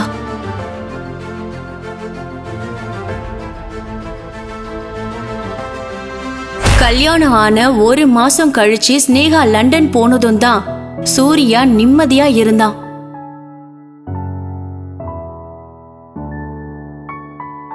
இதோ வரால, இவதான் ஸ்னேகா.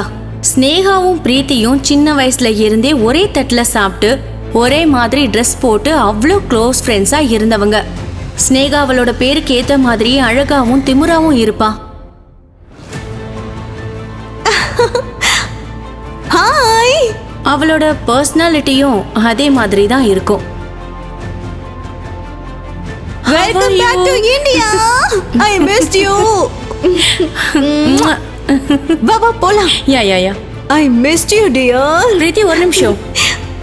இந்தியாவிலே மிகப்பெரிய நம்பர் 1 கோடீஸ்வர கம்பெனி ஆர்எஸ்பி குரூப்ஸ் ப்ராஜெக்ட் உனக்கு கிடைச்சதா கேள்விப்பட்டு. ஆமா, உண்மைதான். ஆனா அது கிடைக்க காரணம் சூர்யா தான். சூர்யாவா? சூர்யாவா உனக்கு ஹெல்ப் பண்ணா? பிரீத்தி சும்மா காமெடி பண்ணாத. நான் ஆர்எஸ்பி குரூப்ஸ் ப்ராஜெக்ட் பத்தி பேசிட்டு இருக்கேன், பேங்க்ல போய் செக் போடுறத பத்தி பேசல. சரி, உனக்கு என் மேல நம்பிக்கை இல்லைன்னா இதோ சூர்யா கிட்டே கேளு. அட, இந்த சூர்யாவை பத்தி தான் சொல்லிட்டு இருந்தியா? ஓ, நான் உன்னோட டிரைவர் பத்தி பேசிட்டு இருக்கேன்னு நினைச்சேன். ஸ்னேகா சூர்யாவை வேணும்னே அசிங்கப்படுத்துறத புரிஞ்சுக்கிட்ட பிரீத்தி சூர்யாவுக்கும் ஸ்னேகாவுக்கும் பிரச்சனை வராம இருக்க பேச்ச மாத்துனா. ஸ்னேகா, உனக்கு பசிக்கலையா? நாம இங்க இருந்து பேசிட்டு இருக்கிறதுக்கு நல்ல ஒரு ரெஸ்டாரண்ட் போய் ஏன் சாப்பிடக்கூடாது? பிரீத்தி, என்னை பத்தி நல்லா புரிஞ்சு வச்சிருக்கிறது நீ மட்டும்தான். லண்டன்ல காஞ்சி போன பிரெட் சாப்பிட்டு என் நாக்கு செத்து போயிடுச்சு. நான் இந்தியா வந்ததுமே நல்ல காரசாரமா விருந்து சாப்பிடணும் தான் நினைச்சிட்டு இருந்தேன். வா சீக்கிரம் போல, எனக்கு இப்பவே நாக்கு ஊறுது. ஒரு நிமிஷம், என்ன அங்கே நிக்கிற? இங்க இருக்கிற பெட்டியெல்லாம் யார் தூக்கிட்டு வருவா? யாரு? பிரீத்தியா தூக்கிட்டு வருவா? இல்லல, வா வா பிரீத்தி போலாம். ஆமா பிரீத்தி, இந்த சூர்யா கூட உனக்கு வாழ பிடிக்கலனா எதுக்காக அவனை கூட வச்சிட்டு இருக்க? எங்கேயாவது துரத்தி விட்டுரு. நான் இந்த ஊர்லயே உனக்கு ரொம்ப அழகான பணக்கார மாப்பிள்ளையா பாக்குறேன். கொஞ்சம் பேர் புதுசா பிசினஸ் ஸ்டார்ட் பண்ணிருக்காங்க, சில பேர் ஃபேமிலி பிசினஸ் பாத்துக்கிறாங்க. ஆனா நான் அடிச்சு சொல்றேன் பிரீத்தி, அவங்க எல்லாருமே சூர்யாவை விட எல்லா விதத்திலயும் பெட்டரா தான் இருப்பாங்க. ஸ்னேகா, கொஞ்ச நேரம் வாயை மூடிட்டு நான் சொல்றது கேளு. இதுன்னு பைத்தியக்காரத்தனமா பேசிட்டு இருக்க. நான் சூர்யாவை டிவோர்ஸ் பண்ண மாட்டேன். அட்லீஸ்ட் அவனா என்னை விட்டு பிரிஞ்சு போற வரைக்கும் என்னால அவனை விட்டு பிரிய முடியாது. ஓகேவா? புரிஞ்சுதா? ஸ்னேகாவுக்கு அங்க என்ன நடக்குதுன்னே புரியல. ஒண்ணுமே இல்லாத அனாதை சூர்யாவுக்காக பிரீத்தி எதுக்காக இவ்ளோ சப்போர்ட் பண்ணி பேசுறா? அவ்வளோ பெரிய RSP குரூப்ஸ் ப்ராஜெக்ட் கிடைக்க காரணம் சூர்யாவா எப்படி இருக்க முடியும்னு புரியாம குழப்பத்துல இருந்தா. பிரீத்தி, உனக்குன்னு ஒரு சொந்த கார் கூட இல்லையா? கார் வீட்ல இருக்கு, என்கிட்ட டிரைவிங் லைசென்ஸ் இல்ல, அதனாலதான். ஓய் சூர்யா, உனக்கு என்ன, உன்கிட்டயும் கார் இல்லையா? இல்லை, என்னால் காரெல்லாம் வாங்க முடியாது. சூர்யா மூஞ்சில அடிச்ச மாதிரி சொன்ன பதில் ஸ்னேகாவுக்கு அடுத்து என்ன கேட்கறதுனே தெரியல. நம்ம பெஸ்ட் ஃப்ரெண்ட் கிட்ட சொந்தமா ஒரு கார் கூட இல்லையான்னு மனசுல நினைச்சுக்கிட்டா.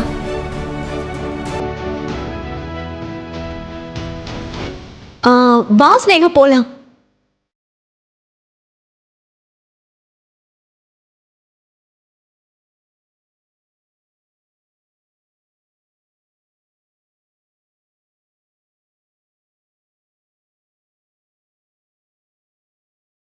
மூணு பேரும் ஊட்டிலேயே மிகப்பெரிய ஹோட்டலான பிரைட் ஹோட்டலுக்கு வந்து இறங்குனாங்க. இங்க பாரு, நானும் பிரீத்தியும் முன்னால போறோம், நீ பெட்டியெல்லாம் எடுத்துக்கிட்டு எங்க பின்னாடி வா. ஓகே வா பிரீத்தி, போலாம். பிரைட் ரெஸ்டாரண்ட்ல இருந்த ஒவ்வொரு பொருளும் அந்த ஹோட்டல் பத்தின வரலாறை எடுத்து சொல்லுச்சு. எங்க 2 பேருக்கும் எங்க பிரைவேட் ரூம் அவைலபிளா இருக்கா? இல்ல, நாங்க 3 பேர், எங்களுக்கு டேபிள் இருந்தாலே போதும். அப்படி பிரீத்தி சொன்னதும் அதை கேட்ட ஸ்னேகா முகம் கோவத்துல, சூர்யா மாதிரி ஒண்ணு இல்லாதவன் கூட வாழ்ந்தா டேபிள்ல தான் சாப்பிட முடியும் அப்படின்னு நினைக்கும் போது அப்ப அந்த மேனேஜர், குட் ஆஃப்டர்நூன் மேடம், இப்போதைக்கு எங்க கிட்ட பிரைவேட் ரூம் டேபிள் எதுவுமே அவைலபிளா இல்ல. ஒன்னும் பிரச்சனை இல்ல, நாங்க இப்போ கிளம்புறோம், இன்னொரு நாள் வரோம். அட சூர்யா சார், நீங்க எதுக்காக இதையெல்லாம் தூக்கிட்டு வரீங்க? என்னை கூப்பிட்டு இருந்தா நானே தூக்கிட்டு வந்திருப்பேனே. எக்ஸ்கியூஸ் மீ, நீங்க யாரோன்னு தப்பா நினைச்சு பேசிட்டு இருக்கீங்க. இவன் எங்க வேலைக்காரன், எங்க கூட தான் வந்தான். இல்ல மேடம், நான் தப்பான ஆள் கூட பேசல, கரெக்டான ஆள் கூட தான் பேசிக்கிட்டு இருக்கேன். எங்க ஹோட்டல் குரூப்ஸ் இந்த நிலையை அடையிறதுக்கு சூர்யா சார் போட்ட பிச்சை தான் காரணம்.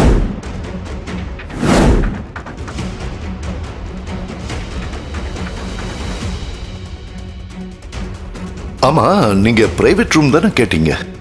ஆமா, பிரைவேட் ரூம் தான் கேட்டோம். ஆனா நீங்க தான் டேபிள் ரூம் எதுவுமே இல்லைன்னு சொல்லிட்டீங்களே. மேடம், நீங்க சூர்யா சார் கூட வந்திருக்கீங்க, உங்களுக்கு பிரைவேட் ரூம் கிடையாது. நீங்க பல லட்சம் மதிப்பு இருக்கிற லக்ஸரி ஸ்யூட் ரூம் எடுத்துக்கோங்க.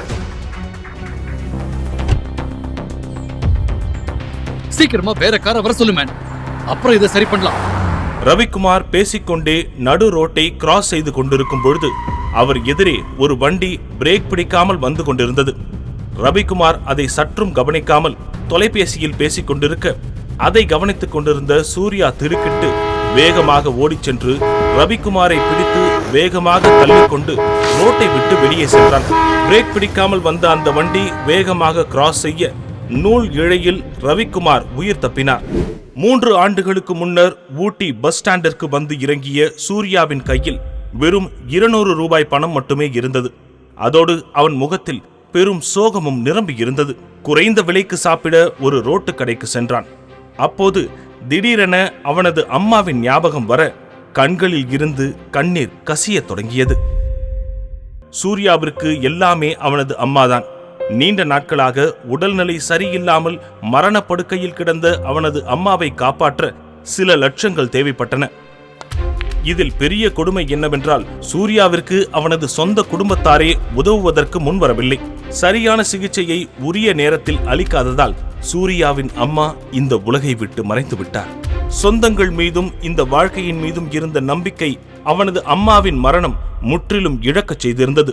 இதோ இப்போது அனாதையாக இந்த ரோட்டு கடையில் சாப்பிட முடியாமல் கை காய்ந்து போகும் அளவிற்கு நீண்ட நேரமாக தன்னிலை மறந்து அமர்ந்திருந்தான் சூர்யா. என் உயிரை காப்பாத்துனதுக்கு ரொம்ப நன்றி சார். பரவாயில்ல சார், நன்றியெல்லாம் வேணாம் சார். அப்படி இல்ல தம்பி, நீங்க நினைச்சிருந்தா இதோ மத்தவங்கள மாதிரி தள்ளி நின்று சும்மா வேடிக்கை பார்த்துருக்கலாம். ஆனா நீங்க அப்படி செய்யலையே. ரொம்ப தைரியமா துணிஞ்சு முன்ன வந்து என் உயிரை காப்பாத்திருக்கீங்க. இது சாதாரணம் கிடையாது, பெரிய விஷயம் தம்பி. நீங்க யாரு? இங்க ஊட்டியில தான் இருக்கீங்களா? நான் வந்து ஐயா, பையன் வெளியூர்னு சொன்னா சொந்த பந்தம்லாம் யாரும் இல்லை, பொழப்ப தேடி வந்திருக்கான். காலையிலேருந்து நம்ம கடையில் தான் உட்காந்துருக்கான். பார்க்கவே பாவமாக இருந்துச்சு, அதான் இருந்து சாப்பிட்டு போன்னு உட்கார வச்சிருக்கேன். நல்ல வேளை நீங்கள் வந்துட்டீங்க. தம்பி, சொல்லணும்னு தோணுது, தப்பா நினைச்சுக்காதீங்க. நீங்க பேசாம என் கூடயே வந்துருங்களேன். உங்களுக்கு ஒரு நல்ல வேலையை நான் ஏற்பாடு பண்ணி தரேன். இல்ல சார், பரவாயில்ல. இன்னைக்குதான் உங்களை முதல் தடவையா பாக்குறேன். ஆனாலும் என்னமோ தெரியல, மனசுக்குள்ள ஏதோ ரொம்ப தெரிஞ்ச உறவு மாதிரி ஒரு உணர்வு. நீங்க என் உயிரை காப்பாத்திருக்கீங்கன்றதுக்காக இதை நான் சொல்லல, என் மனசார சத்தியமா சொல்றேன். சார் சார், நான் யாருன்னு உங்களுக்கு தெரியாது, நீங்க யாருன்னு எனக்கு தெரியாது. ஏதோ உங்களை காப்பாத்திட்டேங்கிற உணர்ச்சி வசத்துல நீங்க சொல்றீங்க. ஆனா அதை ஏத்துக்கலாமா வேணாமாங்கிற மனக்குழப்பத்துல நான் இருக்கேன் சார். ஏற்கனவே பல பிரச்சனைகள் இருக்கேன் சார். என்னை விட்டுருங்க சார், நான் கிளம்புறேன். தம்பி, ஐயா இந்த ஊர்லயே ரொம்ப பெரிய மனுஷன் தம்பி. கொடுத்த வாக்க மீறவே மாட்டாரு. அதோட இன்னைக்கு என்னெல்லாம் நடந்திருக்குன்னு யோசிச்சு பாரு. நீ ஏன் ஊட்டிக்கு வரணும்? அப்படியே வந்தாலும் இங்கே இவ்வளவு கடைகள் இருக்கும்போது என் கடையில் வந்து ஏன் சாப்பிடணும்? உன் கஷ்டத்தை கேட்டு சங்கடப்பட்டு உன்னை ஏன் இங்கே இருக்க சொல்லணும்? எல்லாமே ஒரு காரணமாக தான் நடந்துட்டு இருக்கு தம்பி. எதை பற்றி யோசிக்காம ஐயாவோட கிளம்பி போங்க. சூர்யாவின் உள்ளுணர்வும் ரவிக்குமாருடன் தான் செல்வது சரியாக இருக்கும் என கூறியது. அங்கிருந்து கிளம்பிய ரவிக்குமார் சூர்யாவை தன்னுடைய பங்களாவிற்கு அழைத்துச் சென்றார். வரும் வழியில் சூர்யாவிடம் பேச்சு கொடுத்து கொண்டே வந்த ரவிக்குமார் அவன் ஒரு MBA கிராஜுவேட் என்பதை தெரிந்து கொண்டார். அதோடு சூர்யாவின் வலது கையில் இருந்த பெரிய மச்சத்தையும் ரவிக்குமார் கவனித்தார். அதே போன்றதொரு மச்சத்தை இதற்கு முன்னால் எங்கோ பார்த்திருப்பதை உணர்ந்த ரவிக்குமார் அது எங்கே, யாரிடம் என்பதை நினைவு கூற முயன்றார். ஆனால் அவருக்கு சட்டென எதுவும் நினைவுக்கு வரவில்லை. ரவிக்குமார் மற்றும் சூர்யா இருவரும் வீட்டுக்குள்ளே செல்ல, பாருங்க, தம்பி பேரு சூர்யா, வெளியூர்ல இருந்து வந்திருக்கார். கொஞ்ச நேரத்துக்கு முன்ன பஸ் ஸ்டாண்ட் பக்கத்துல ஒரு பெரிய ஆக்சிடென்ட்ல என் உயிரே போயிருக்கும். அதுல இருந்து தம்பி தான் என்ன காப்பாத்தினாரு. அப்பா, உங்களுக்கு ஒன்றும் ஆகலையே? இல்லம்மா, எனக்கு ஒண்ணும் இல்ல. அதான் சொன்னேனே, சரியான சமயத்துக்கு வந்து இந்த தம்பி என்ன காப்பாத்திட்டாரு. ரவிக்குமார் பேசிக் கொண்டிருக்க வனிதா மற்றும் சந்தியா இருவரும் அலட்சியமாக இருந்தனர். பிரீத்தி சூர்யாவின் பக்கம் திரும்பி பார்த்து கனிவான பார்வையுடன் பேசினாள். சூர்யா, உங்களுக்கு எப்படி நன்றி சொல்றதுனே தெரியல. எனக்கு எங்க அப்பா தான் எல்லாமே. அவரோட உயிரை நீங்க காப்பாத்திருக்கீங்க. நீங்க ஏதாச்சும் கேட்டே ஆகணும். நான் உங்களுக்கு கைமாற ஏதாவது பண்ணி ஆகணும். ஐயோ, அதெல்லாம் பரவாயில்லைங்க. ஏங்க, உங்களுக்கு ஆக்சிடென்ட் ஆன நேரத்துல அவர் உங்க உயிரை காப்பாத்திருக்காருன்னா அவருக்கு நீங்க ஏதாவது ஹெல்ப் பண்ணிட்டு வந்திருக்கலாமே. எதுக்கு நம்ம வீட்டுக்கு கூட்டிட்டு வந்தீங்க? I can't trust these kind of people. இதை கேட்ட சூர்யா அவமானத்தில் தலை குனிந்தபடி நின்று கொண்டிருக்க ரவிக்குமார் கோபமாக, Shut up, சந்தியா, பார்த்து பேசு. அது சரி, உன் அம்மா புத்தி தானே உனக்கும் வரும். உன் அம்மா மாதிரி ஒரு ராட்சசி கூட இத்தனை வருஷம் குடும்பம் நடத்திருக்கேன் பாரு. அதுக்கு எனக்கு இதுவும் வேணும், இன்னமும் வேணும். சார் விடுங்க சார், அவங்களும் சொல்லி எந்த குத்தமும் இல்லை சார். என்ன மாதிரி ஒருத்தனை வீட்டுக்கு கூட்டிட்டு வரும்போது யாரா இருந்தாலும் இப்படிதான் சார் சொல்லுவாங்க. என்னால உங்க குடும்பத்துல எந்த பிரச்சனையும் வர வேணாம். நான் வேணா கிளம்புறேன் சார், பரவாயில்ல. உடனே ரவிக்குமார் சூர்யாவை பதற்றத்துடன் பார்த்தபடி நிற்க, பிரீத்தியும் பதற்றமாக பார்த்தபடி சூர்யாவிடம் பேசினாள். அவங்களுக்காக நான் மன்னிப்பு கேட்டுக்கிறேன். நீங்க இங்கதான் இருந்தாகணும். எங்க அப்பா உயிரை காப்பாத்திருக்கீங்க. அதுக்கு நன்றி கடனா நீங்க இங்கதான் இருந்தாகணும் சூர்யா. ஆமா தம்பி, இப்ப இங்க நடந்ததுக்காக நானும் என் மூத்த பொண்ணு உங்ககிட்ட மன்னிப்பு கேட்டுக்கிறோம். என்ன சார், நீங்க போய் என் பொண்டாட்டியையும் இளைய மகளையும் திருத்தறதுக்காக நானும் பல வருஷங்களா ட்ரை பண்ணிக்கிட்டு தான் இருக்கேன். ஆனா 2 பேரையும் என்னால மாத்த முடியல.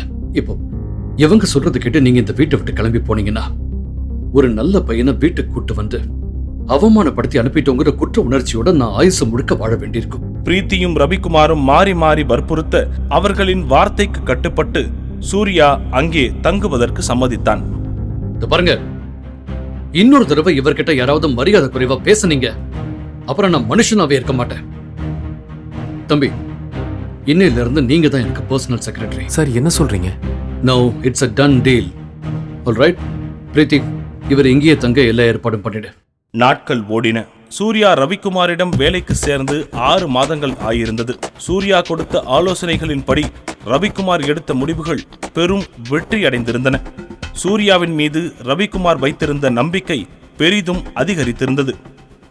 அதே சமயம் சூர்யாவின் வலது கையில் இருந்த அந்த மச்சம் குறித்து ரவிக்குமார் அவ்வப்போது ஆழ்ந்து யோசித்து வந்தார். ஆனால் அவருக்கு சரியான விடை கிடைக்கவில்லை.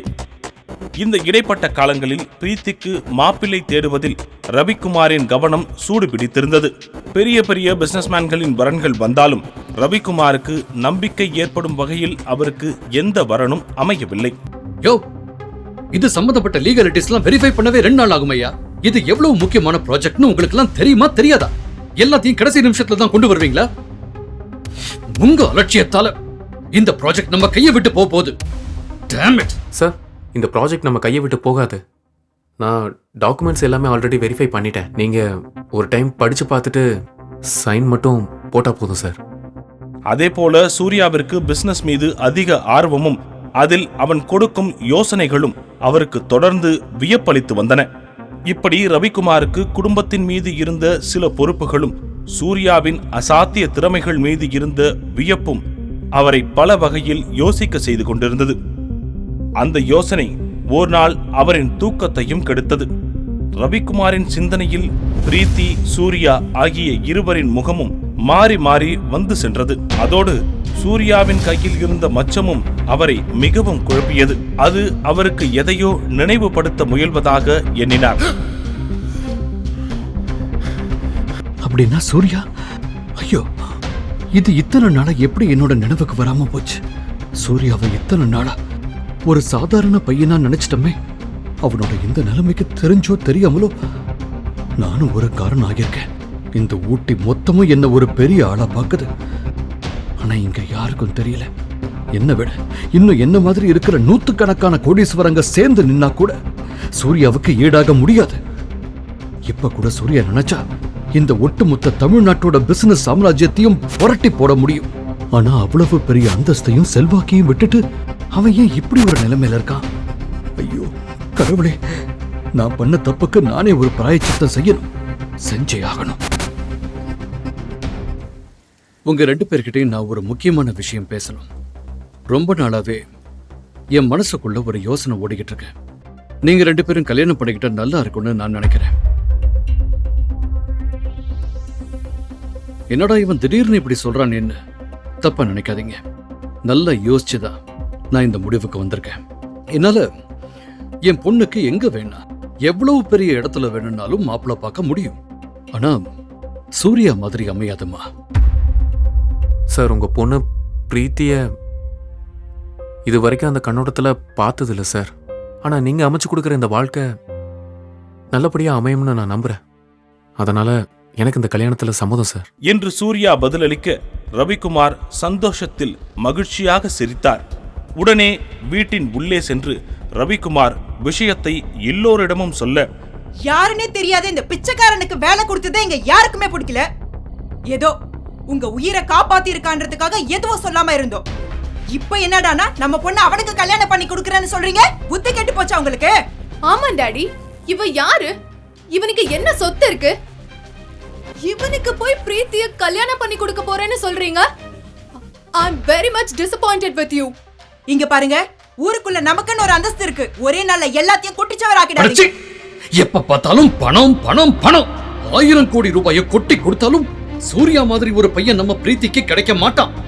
சோ நான் முடிவு பண்ணிட்டேன், இந்த வீட்டுக்கு மாப்பிள்ளை சூர்யா தான். So mind it. இன்னொரு தடவை இந்த வீட்ல யாராவது சூர்யாவை பத்தி ஏதாவது தப்பா பேசினாலோ இல்ல சத்தம் போட்டாலோ என ரவிக்குமார் பேசிவிட்டு கோபமாக தன்னுடைய அறைக்குள் சென்றார். ஒரு வழியாக அடுத்த 6 மாதத்தில் அவர்களது திருமணம் நடந்து முடிந்தது. தன்னுடைய மனதில் இருக்கும் அந்த ரகசிய காரணத்தினாலும் தன்னுடைய லட்சியத்திற்காகவும் பிரீத்தியிடம் இருந்து விலகியே இருந்தான் சூர்யா. எந்த காரணத்திற்காகவோ அவர் தயங்குகிறார் என அவனது நிலையை புரிந்து கொண்ட பிரீத்தியும் அவனை கட்டாயப்படுத்தவில்லை. இந்த இடைப்பட்ட காலத்தில் பிரீத்தியின் தங்கை சந்தியா ஒரு பெரிய கோடீஸ்வர குடும்பத்தில் திருமணமாகி சென்றிருந்தாள். எது மாறியதோ இல்லையோ, சூர்யா குறித்த எண்ணங்களும் அலட்சிய போக்கும் வனிதாவிடமும் சந்தியாவிடமும் மாறவே இல்லை. Throw this beggar out of here. Hey Sandhya, வாயை மூடு. அறிவு இருக்கா உனக்கு? இப்படி ஈவ இருக்கமே இல்லாம சாப்பிடுறவங்களை எழுந்திருக்க சொல்ற மனுஷியா நீ எல்லாம்? அப்போது அந்த இடத்திற்கு வந்த சந்தியாவின் கணவன் விவேக், கேவலம் ஒண்ணுக்கு உதவாத அந்த பிச்சைக்காரனை கல்யாணம் பண்ணிட்டு பெருசா சீன்லாம் போடாத. திடீரென அந்த வீட்டு வாசலில் மலமளவென சைரன் பொருத்திய கார்கள் சீறிக்கொண்டு வந்தன. அதிலிருந்து தன் பிளாக் கேட்ஸ் படையுடன் இறங்கிய மினிஸ்டரை விவேக் மினிஸ்டர் இஸ் ஹியர். அனைவரும் வரவேற்றனர். அனைவருக்கும் வணக்கம் வைத்துக் கொண்டிருந்த மினிஸ்டரின் முகம் திடீரென தூரத்தில் எதையோ பார்த்து அதிர்ச்சியாக மாறியது. கூட்டத்தில் தன் முகத்தை மறைத்தபடி சூர்யா மெல்ல நகர்ந்து செல்ல, சூர்யா, திடீரென அவனின் கையை ஒரு கை இறுக்கமாக பிடித்தது. சூர்யா சார், நீங்களா? என்ன சார் கூல இது? உங்க அப்பாயின்மெண்ட்டுக்காக நான் எவ்வளவு நாள் காத்துக்கிட்டு இருக்கேன். நீங்க தான் சீஃப் கெஸ்ட். இவன் கைய பிடிச்சு பேசிட்டு இருக்கீங்க. He is just a servant. வாய மூடுங்க. நீங்க யார்கிட்ட பேசிட்டு இருக்கீங்க தெரியுமா? அவரால தான் இன்னைக்கு நான் இந்த நிலைமையில இருக்கேன்.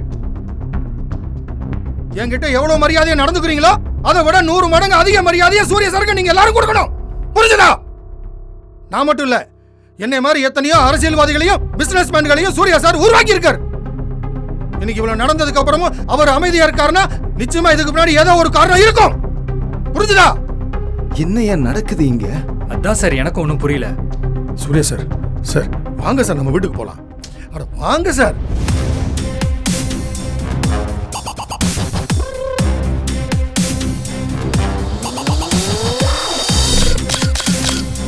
ஆனால் அதே சமயம் அவன் கண்ணில் ஒரு கோபக் கனலும் பெரிய ஆளுமைக்கான ஒளியும் தெரிந்தது.